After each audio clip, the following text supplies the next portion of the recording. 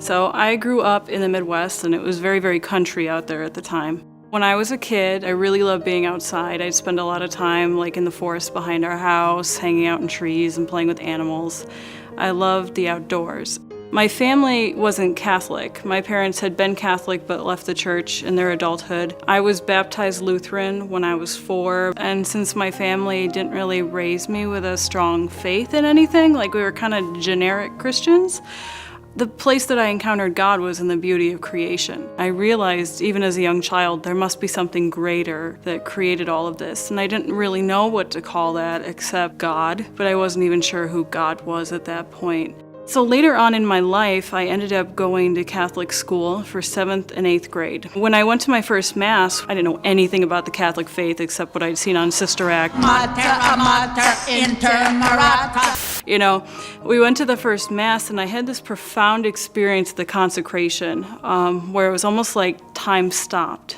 And in that moment, I understood who God was, and that Jesus was present in the Eucharist, and who he was for me, and that my great longing to discover God and to know where he was for me was answered right there in the Eucharist. And he said, "Here I am." So for high school, I ended up homeschooling, and it was a really amazing opportunity for me because I got to delve into subjects that interested me. And one of those things was really, really studying the Catholic faith. And so as I looked at the lives of the saints, I encountered the life of St. John Bosco, the founder of the Salesians, and I just loved him. And his message about young people and his optimism in their goodness and his desire to lift the situation of the young. And so I knew that I wanted to somehow follow Don Bosco and somehow give my life to Christ. So I ended up finally visiting the Salesian sisters, and when I did that, I realized that piece of my heart that I didn't even know was missing, it clicked into place. It just felt right. I felt like I was at home, like I found my people.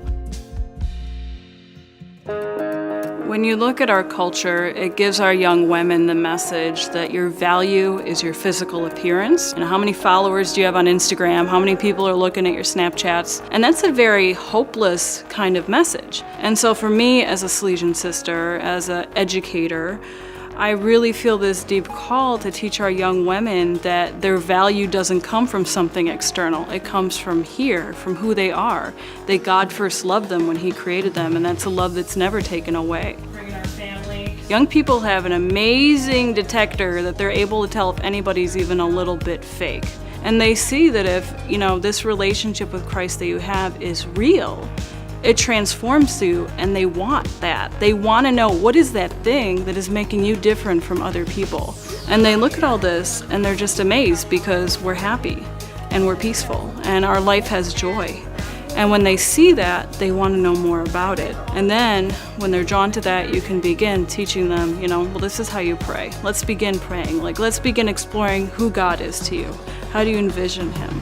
And so when the young women really internalize this, through theology classes, prayer experiences, the culture that we build here at Mary Help of Christians Academy, they're then able to go out and share this with their friends. And Don Bosco said that the greatest evangelist of a young person is another young person. And so our goal really is to help empower them to be evangelists to their peers, to share that good news that they themselves have really started to believe and live in their own lives. Marian Consecration Day 10. This is what it actually does.